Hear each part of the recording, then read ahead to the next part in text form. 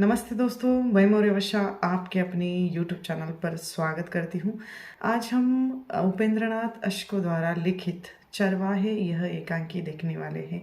ठीक है, तो चलिए शुरू करते हैं। चरवाहे यह एकांकी उपेंद्रनाथ अश्क द्वारा लिखित। इस एकांकी को शुरू करने से पहले हम इस एकांकी के पात्रों का परिचय देख लेते हैं, बाद में हम इस एकांकी को शुरू करेंगे।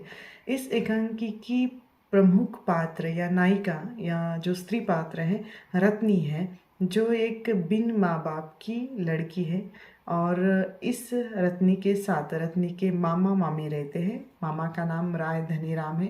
जो रत्नी के मामा है किशनी, कांत, जशोदा राजा है, गोविंद यह एक नवयुवक है, चरवाहा है जो रंगमंच पर प्रत्यक्ष रूप में उपस्थित नहीं होता, लेकिन कथा वस्तु उसके साथ ही चलती है। ठीक है, बुआ रत्नी की बुआ है। और अन्य पात्र में बिल्लू और कुंतु, इस तरह कुछ पात्र है। रत्नी की मामी भी है, रत्नी के मामा भी है। ऐसे कुछ पात्र आते हैं, लेकिन प्रत्यक्ष रूप में उपस्थित न होकर किसी दूसरे पात्रों के माध्यम से उसका चरित्र चित्रण हमें देखने को मिलता है। ठीक है, अब इस एकांकी के कुछ विषय बन पड़ते हैं, जिसमें एक बिन माँ बाप की लड़की का चरित्र चित्रण या उस लड़की की कथा इसमें आई हुई है। गुलामी की जिंदगी से बेहतर स्वतंत्रता होती है और उसी स्वतंत्रता या आज़ादी का चित्रण इसमें हमें मिलता है। चरवाहों जैसी खुली जिंदगी का चित्रण हमें मिलता है। उसके बाद प्रेम गुलामी नहीं चाहता, प्रेम आज़ादी चाहता है। यह हम इस एकांकी के माध्यम से देखते हैं। और स्त्री की स्थिति, एक आध बार अगर एक आध स्त्री के साथ माँ बाप भी नहीं है और दूसरा कोई सहारा नहीं बचता, तो उसकी स्थिति कितनी खराब हो जाती है या उस लड़की की स्थिति कितनी खराब हो जाती है, इसका चित्रण हमें इस एकांकी में मिलता है। ठीक है, अब इस एकांकी को हम शुरू करेंगे। यह जो उपेंद्रनाथ अश्क द्वारा लिखित एकांकी, उनके इसी नाम से या चरवाहे नाम से एक उनका एकांकी संग्रह है।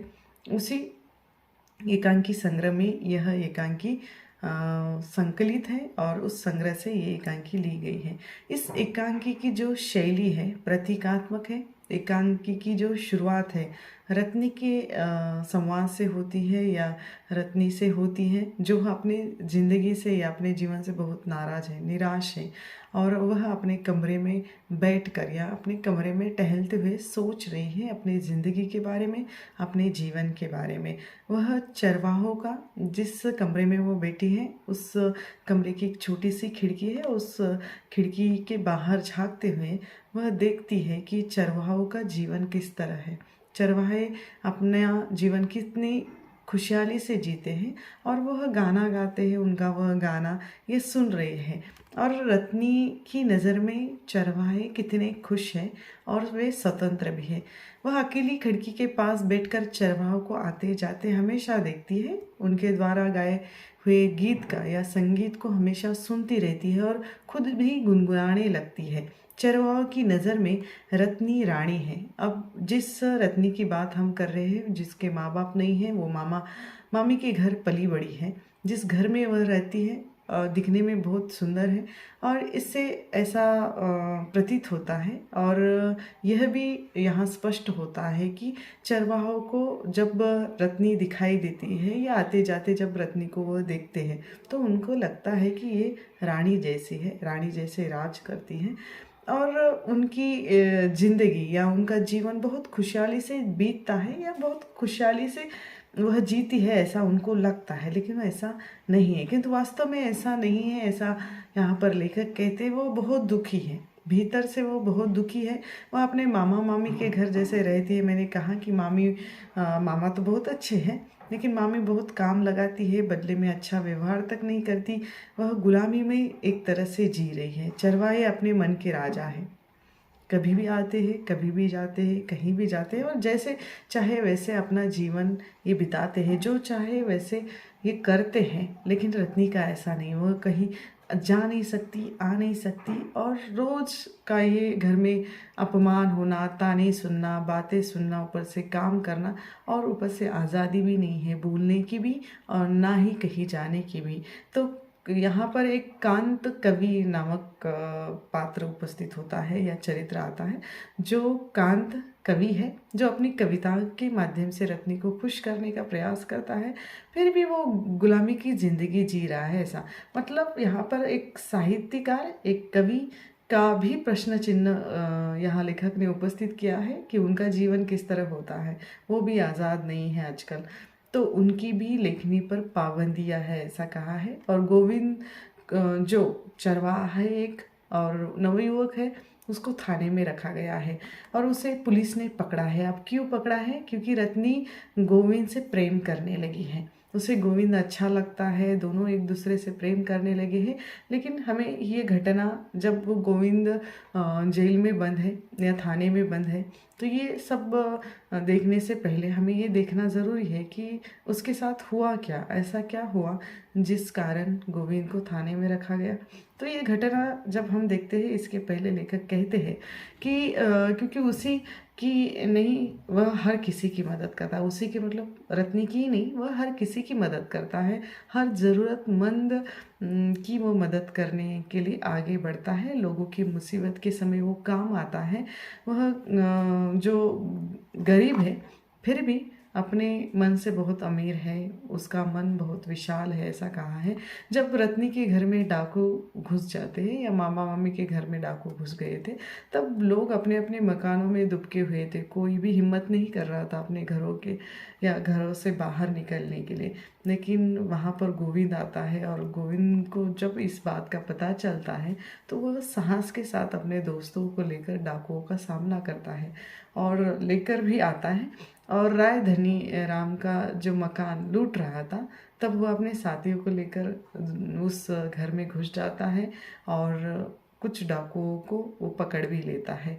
और डाकुओं ने बाहर से लोगों की घर की कुंडियाँ बंद करवा दी थी ताकि कोई बाहर ना आ सके, और इन्होंने सब कुंडियाँ खोली और डाकुओं को जो भाग रहे थे या भगाने में ये कामयाब नहीं होने देते। कुछ डाकू भाग भी जाते हैं और उसमें से एक डाकुओं को या इस एक डाकू को जो गोविंद ने मार गिराया था।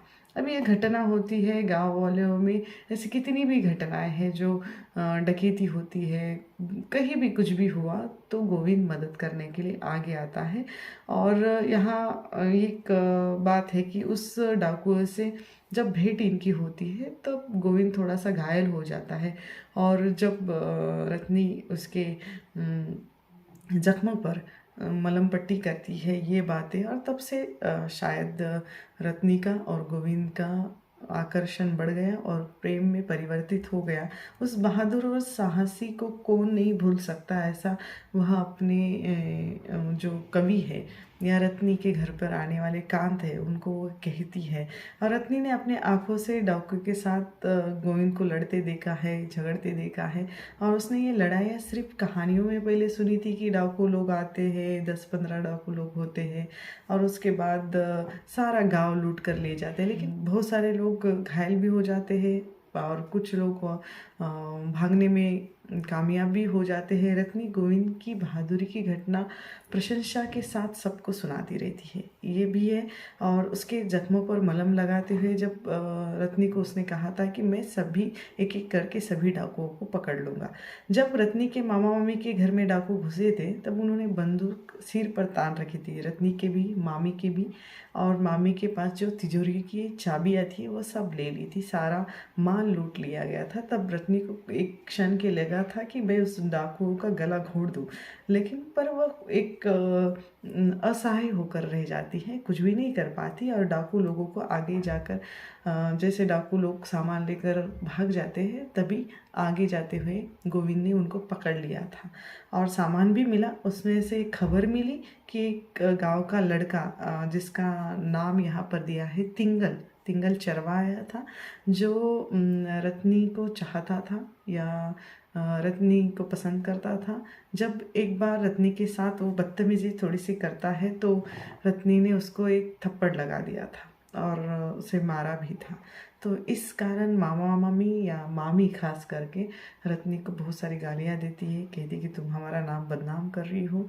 और जिस लड़के को, जिस तिंगल को इसने थप्पड़ मारा था, वो बदला लेने के लिए उन डाकुओं के साथ मिल जाता है, और डाकुओं के साथ मिल जाने के कारण वो कहता है कि मैं आप लोगों की मदद कर लूँगा उस घर में घुसने की, आप सामान ले लेना, और मैं रत्नी को उठा कर लेकर आऊँगा, यानी लड़की या उस रत्नी को उठाने में मेरी या भगाने में मेरी मदद करो।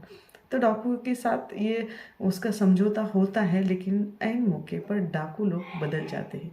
उनका कहना है कि लड़की उठाना और डकैती डालना एक दोनों अलग अलग काम है, हम लड़की को उठा नहीं सकते। और ये बदल जाते हैं और वो जो तिंगल नाम का लड़का फंस जाता है, वो पकड़ा जाता है, उसकी मदद नहीं करते और रत्नी बच जाती है। अब तिंगल को पीटने के कारण रत्नी की मामी उसे बहुत लांछन लगाए थे, ऐसी बहुत सारी बातें इसमें आई हुई हैं। और थाने में जो एक बयान, ये सारी घटना का बयान जो एक डाकू द्वारा दिया जा रहा है। रत्नी को लगता है कि मामी के लांछन से या उसके तानों से तो अच्छा है कि मैं यहाँ से भाग जाऊँ, और वह जो तिंगल है या कोई डाकू लोग हैं तो वो मुझे उठा ले जाते तो इससे और अच्छा होता।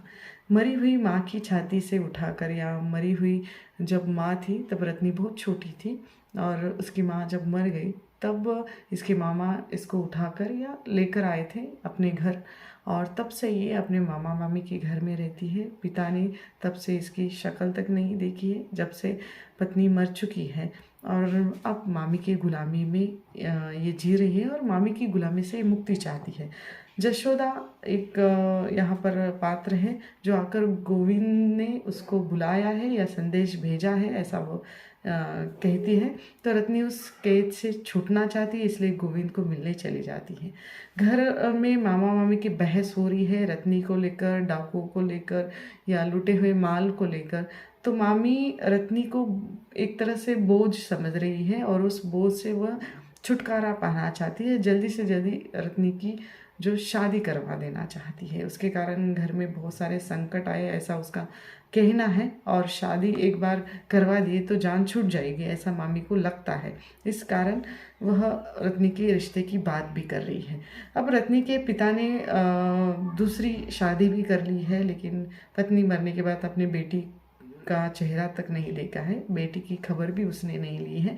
और मामी ने जो अभी तक, या मामा मामी ने अभी तक उसको पाला पोसा है। ये सब बातें रत्नी के लिए या उसकी बुआ, उसके मामा, ये सब लोग बातें कर रहे हैं। जो रत्नी को चाहता भी है, एक राजा नामक लड़का, उसके साथ इसकी शादी मामी तय कर रही है। और उसके शादी तय करने के बाद तब वृंदावन द्वारा यह पता चलता है, वृंदावन एक लड़के का नाम है या एक खबरी है, जो आकर बता देता है कि रत्नी गोविंद के साथ ट्रेन में बैठकर चली गई है, या रत्नी गोविंद के साथ भाग गई है।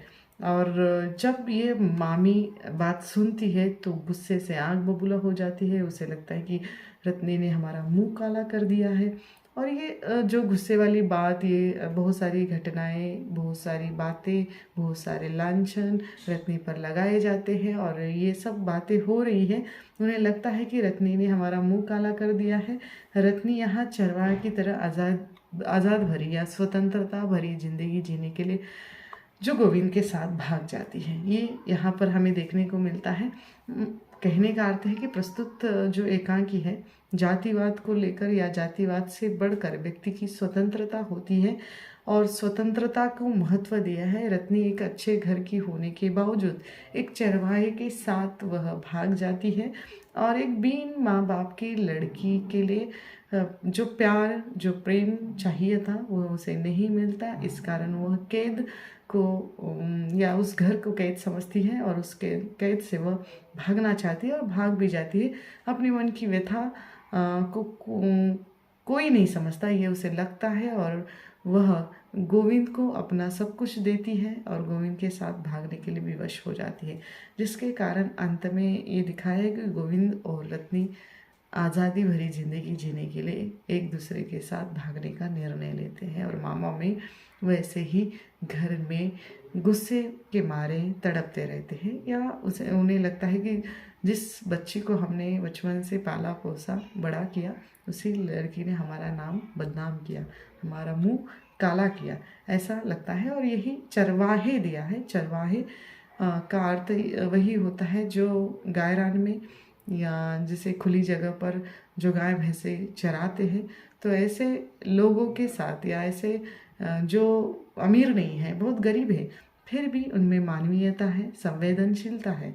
और ऐसे एक व्यक्ति से प्रेम करते हुए रत्नी उसके साथ विश्वास भरी जिंदगी लेकर भाग जाती है। तो यह जो एकांकी है उपेंद्रनाथ अश्क द्वारा चरवाहे यहाँ पर समाप्त होती है। आप लोगों को यह एकांकी कैसे लगी मुझे कमेंट करके ज़रूर बताइएगा। तब तक के लिए हम यहाँ पर रुकते हैं, जल्द मिलेंगे एक नए वीडियो में एक नए विषय के साथ। धन्यवाद।